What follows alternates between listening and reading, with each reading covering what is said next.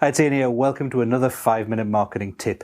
We are talking again today about how to differentiate your business, and in this video in particular, how to become seen as an authority in your field, an expert, a go-to expert or leading expert in your field. I think that most people who teach you how to do this have got things the wrong way round. I'll explain why after the break. See you there.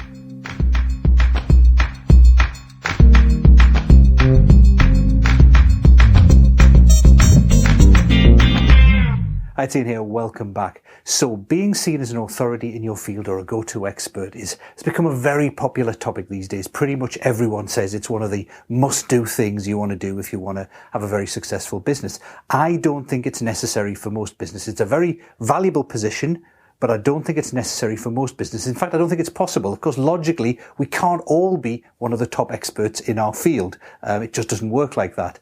And in particular, clients don't need the top expert in the field all the time. For most clients, most of the sort of work they need doing needs a good job doing at a decent price by someone they know, like, and trust. And that's about it.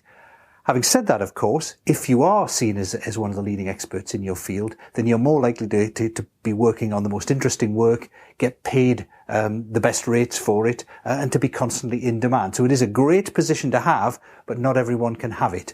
Partly because there's only a limited number of people who can be there, and partly because you genuinely do need to be a leading expert in your field to get there. Now, to be seen as a leading expert, you need two things. You need to have that expertise, as I've said, and you need people to see that expertise. They need to know that you are an expert.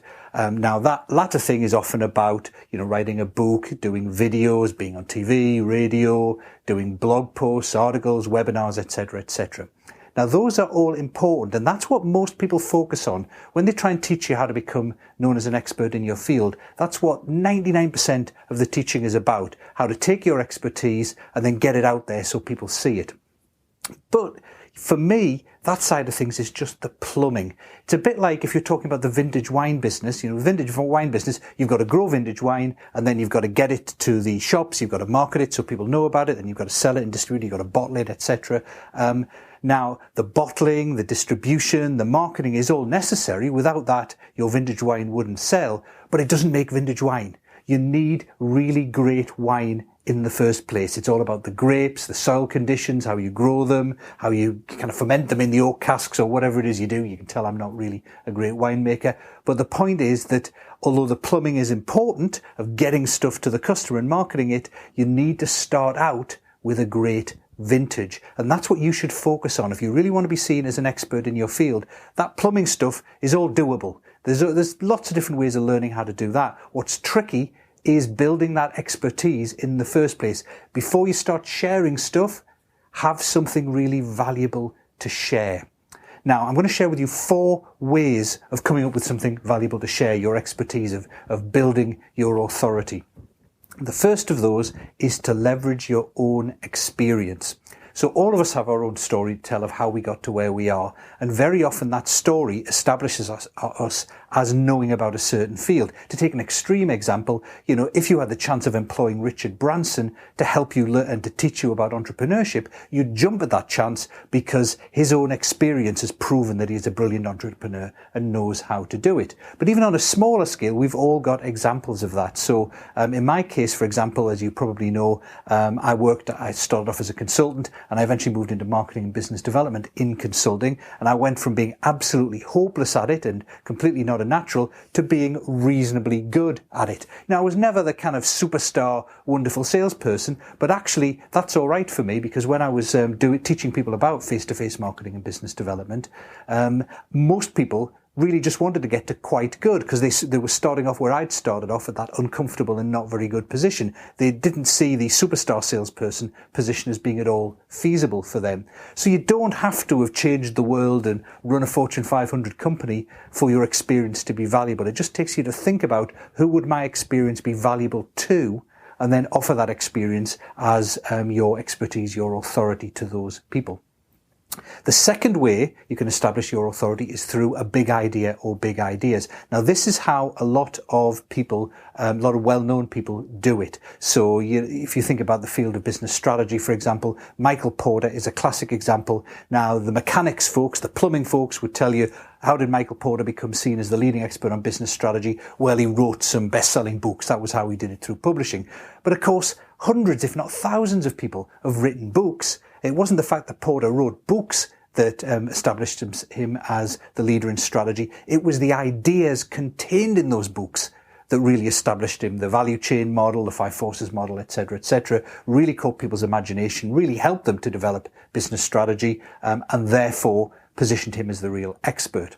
Now, obviously, coming up with a big idea yourself isn't easy. Otherwise, we'd all be doing it. But just a couple of quick tips for I guess, coming up with small ideas that could grow into big ideas. And the first thing is to take your experience, take the things that have worked well for you, the things you've done with clients that have been very successful, and try and simplify them. Bring them down to the 1, 2, 3 key factors that have really worked to drive that. So when I started off doing pain-free marketing, that was all based on the 2 or 3 things, value in advance, nurturing relationships, that had really worked for me. And I turned that into pain-free marketing. Or you can break things down step by step.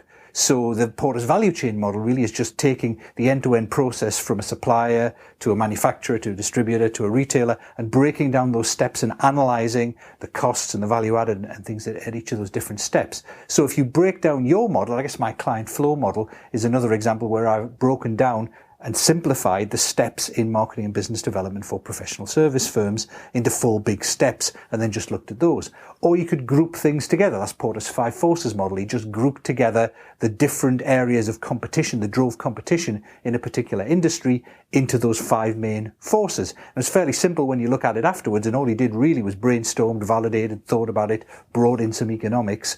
But it worked. It gave people new ideas and helped them think differently about their industry. So can you group together different things that you've worked on into categories and kind of draw a model around them that's really going to help people understand things better? So if you look at stuff like that, you can also build on existing models. So great example of that is Richard Koch. Richard, you may know, wrote the 80-20 Principle book, huge multi-million bestseller, established himself as a real leader and expert. But of course, it was based on the work of Vilfredo Pareto back in I think it was the 16th century or something like that. So, you can take old ideas and renew them, or you can put more depth, more flesh onto existing ideas. You can build on other people's ideas and take them that step further. So the big idea can work really well. Something related that works really well is research. So a great example of that is someone like Jim Collins, who wrote Built to Last and Good to Great. Now, Collins based those books and his position of expertise and authority on a whole bunch of research he did into what makes great companies, or what's the difference between a good company and a great company. And he did, in his word, he did very thorough, very deep research. Some people have doubted how deep it really was. But that really established his position because he had that research and he had that evidence for what he was saying and why he was recommending things that other people didn't have. Now, again, you can do that yourself on a small scale by doing surveys, by interviewing people in your target sector. Now, I did it, for example, when I started up by interviewing, I became known as a real expert in business development for law firms. Despite the fact I had no background in there, I interviewed 20 senior partners in law firms locally, asked them about business development best practices, and all of a sudden I knew more about business development best practices in law firms than pretty much anyone else, because no one else had gone to the effort of doing that in-depth research. If you do the in-depth research in your sector, your industry, you can get that expert position as well.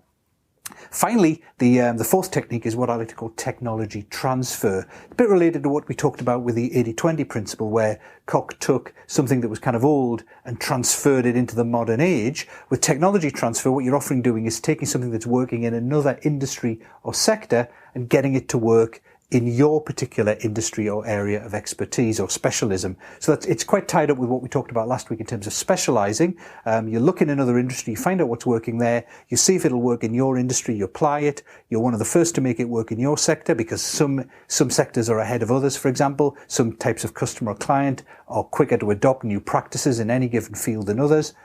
transfer it to yours, see if it works, and then share that experience. Great example of that is a guy called Mark Dawson here in the UK. Mark's a fiction author who spotted that lots of other sectors, like the marketing sector, etc., were using Facebook advertising, decided he would try to use it to sell his fiction books.